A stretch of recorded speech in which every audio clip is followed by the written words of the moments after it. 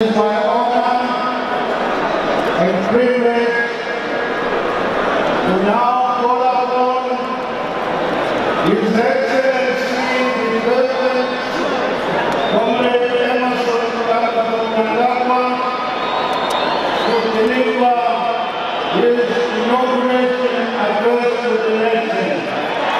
Your Excellency.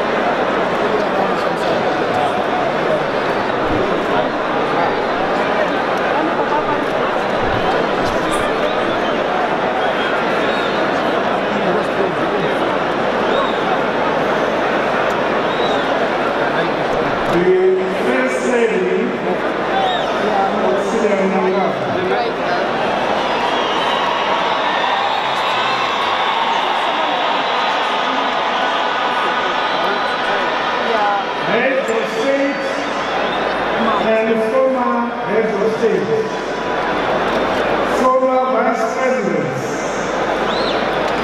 Chief Justice Malawa, President of the Senate, Comrade Mazzoni, Speaker of the National Assembly, Advocate Jacob Mudela, Honorable Ministers, the Attorney General, Judges of the Supreme Court, the Judge President, Judges of the High Court, heads of diplomatic missions,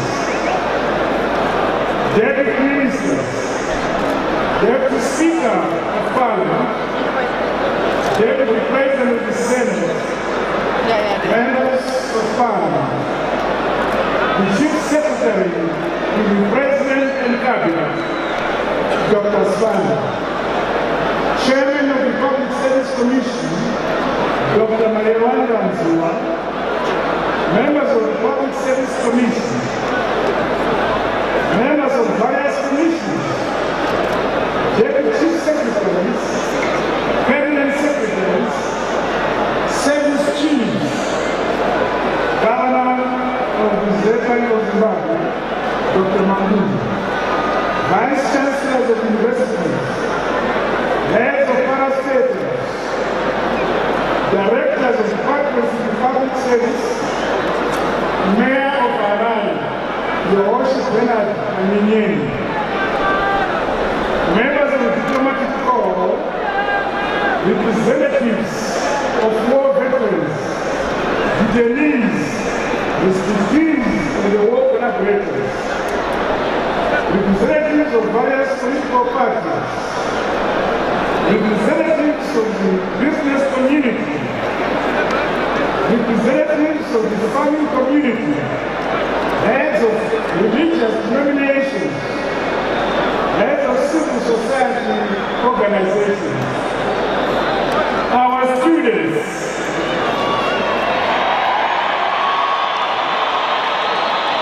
ladies and gentlemen, comrades and friends, countrymen,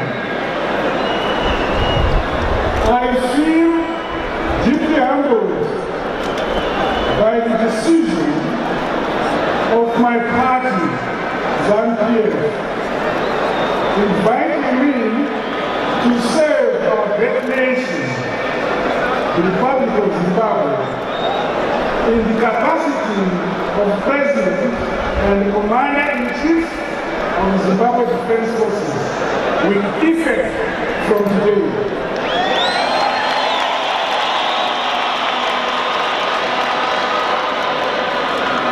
I admit that I hold no particularly unique qualification which sets me apart from the deep pool our land, who otherwise would have been chosen to occupy this honor's office.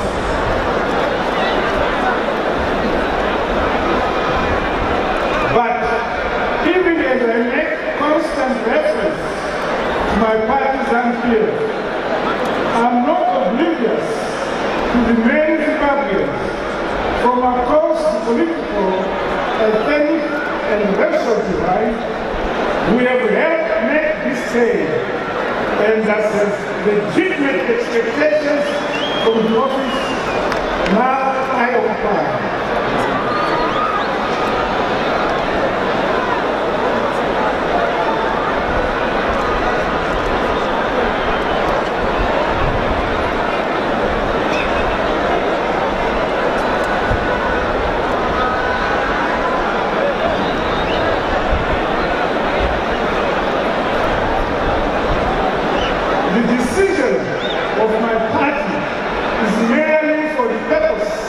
Political identification as I intend, am required to serve our country as the president of all citizens, regardless of color, creed, religion, tribe, totem, or political affiliation.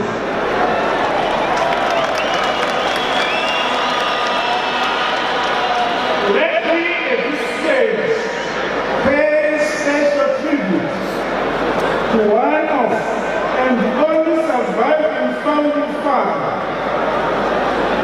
of our nation, Comrade Robert Gabriel. He led us in our struggle for national independence.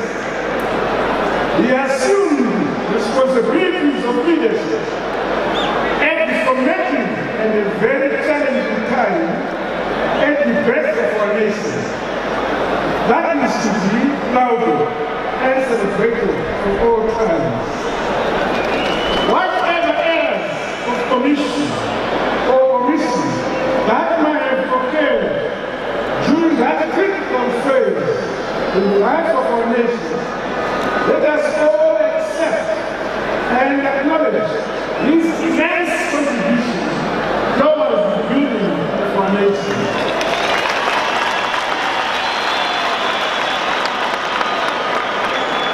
To me personally, he remains a father, mentor, comrade in arms, and my leader.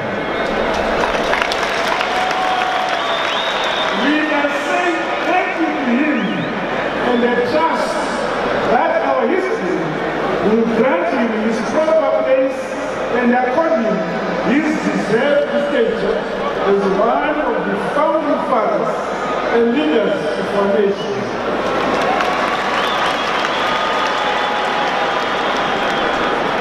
Let me also recognize in a very, very special way the presence in our midst of senior statesmen of our region and the continent, led by His Excellency, former President Kenneth Kaunda of Zambia,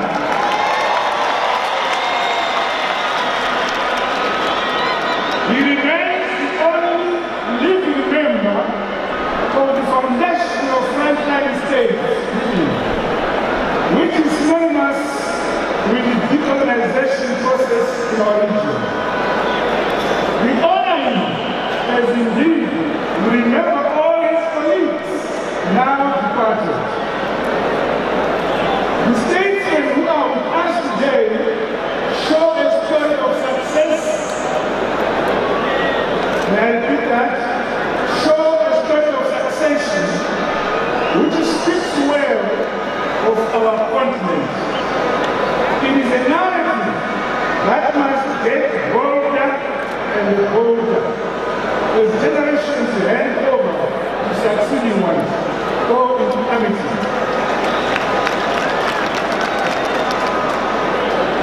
In acknowledging the honor you have bestowed upon me, I recognize that the urgent tasks that beckon will not be accomplished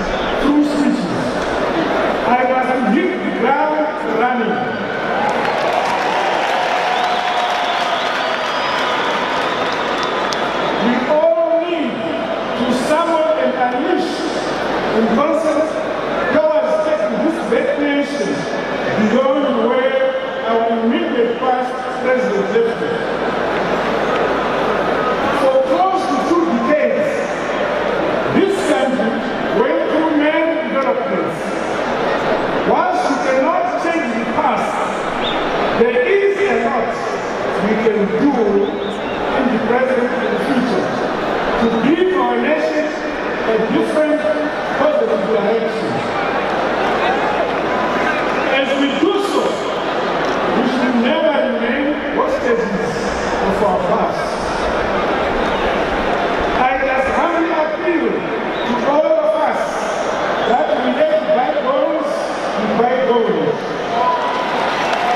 Let me embrace each other in defining a new destiny of our beloved Zimbabwe. The task at hand is that of rebuilding our great country. The principal lies with none but ourselves to do so. I implore you all to declare that never again should circumstances that have put Zimbabwe in an unfavorable position be allowed